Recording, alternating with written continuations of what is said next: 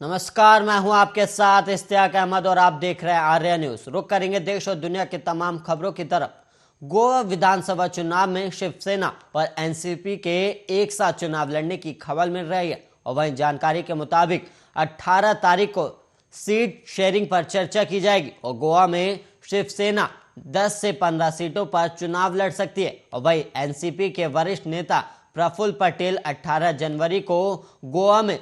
Seat sharing को लेकर चर्चा करेंगे और उसके बाद कौन कितनी सीटों पर चुनाव लड़ेगा यह साफ हो जाएगा। और वहीं गोवा में कांग्रेस के अकेले ही चुनाव लड़ने की जानकारी भी सामने आ रही है और वहीं शिवसेना के नेता संजय राउत ने टीएमसी और आम आदमी पार्टी पर बड़ा हमला बोला है। उन्होंने टीएमसी को निशाने पर लेते हुए कहा कि गोवा में टीएमसी अपने आप में मुख्यमंत्री बन गई है और वहीं गौरतलब है कि महाराष्ट्र में 3 पार्टियों की सरकार है और राउत ने कहा कि महाराष्ट्र में हम एनसीपी और कांग्रेस के साथ सरकार में हैं, लेकिन अभी गोवा में कांग्रेस के साथ सीटों का बंटवारा नहीं हुआ तो उनकी भी कुछ मजबूरियां होंगी और हमारी भी कुछ मजबूरियां होंगी। और राउत ने आगे कहा कि हमारे उम्मीदवारों की सूची तैयार है और हम चुनाव लड़ेंगे और 18 जनवरी को इस पर चर्चा होगी और इसके बाद हम उम्मीदवारों की सूची की घोषणा करेंगे। और राउत ने दिल्ली के मुख्यमंत्री अरविंद केजरीवाल पर भी निशाना साधते हुए कहा कि दिल्ली में कोविड के मामले बढ़ रहे हैं लेकिन उसको छोड़ मुख्यमंत्री गोवा में बिजी हैं। दरअसल इस समय दिल्ली के मुख्यमंत्री अरविंद केजरीवाल गोवा के दौरे पर है और वहां डोर टू डोर प्रचार कर रहे हैं।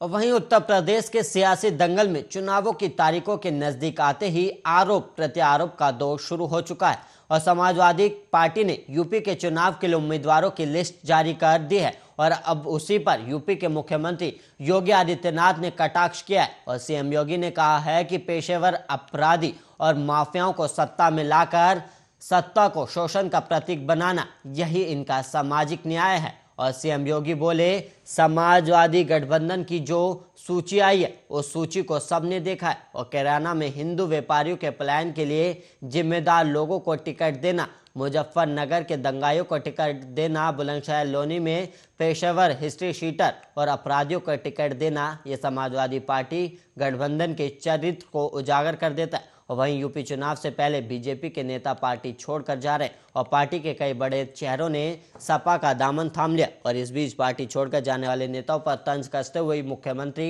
योगी आदित्यनाथ ने कहा कि वंशवाद और परिवार की राजनीति करने वाले सामाजिक न्याय की लड़ाई नहीं लड़ सकते। और उन्होंने ये भी कहा कि समाजवादी पार्टी की सरकार ने 5 साल में सिर्फ 18,000 आवास दिए थे और गरीबों की जमीनों मकानों पर कब्जा करना अगर सामाजिक समझता है तो उसका मैं विरोध करता हूं।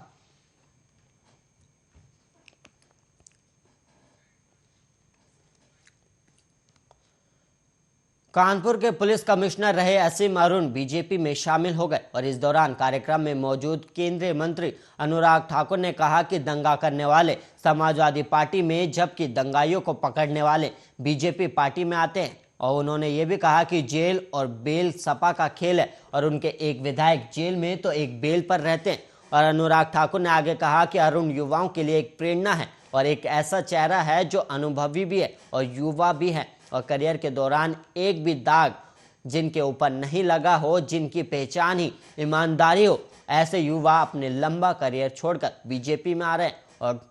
अनुराग ठाकुर ने आगे कहा कि असीम अरुण पीएम मोदी की योजनाओं से प्रेरणा लेकर यहां आए हैं और योगी राज में माफिया पर कार्रवाई होने पर यहां आए हैं। और स्वतंत्र देव सिंह ने भी कहा कि परिवार को इच्छा रहती है कि मेरा बेटा अधिकारी बने और समाज की सेवा करे और एक ईमानदार छवि दलित शोषित वंचितों के न्याय के लिए, उनके सम्मान के लिए, उनका शोषण ना हो, ऐसे असीम अरुण के पिता ने यूपी डीजीपी की तरह अपना जीवन व्यतीत किया और आज इसी रास्ते पर असीम अरुण भी पहुंचे क्योंकि बीजेपी ने एक ईमानदार अधिकारी को चयन किया। और उन्होंने मुझसे कहा कि हिंदुस्तान के अंदर बीजेपी ही एक ऐसी पार्टी है जो राजनीतिक पार्टी होते हुए भी राजनीति नहीं करती। और स्वतंत्र देव सिंह ने बताया कि अरुण जब एटीएस के प्रभारी थे तब उन्होंने 45 नक्सलियों को गिरफ्तार किया था। और वहीं असीम अरुण ने कहा कि मैं पार्टी के विचारों से जुड़कर आ रहा हूं और योगी राज में एक भी गुंडे के लिए मेरे पास बीजेपी कार्यालय से फोन नहीं आया और मैं प्रसन्न हूं, संतुष्ट हूं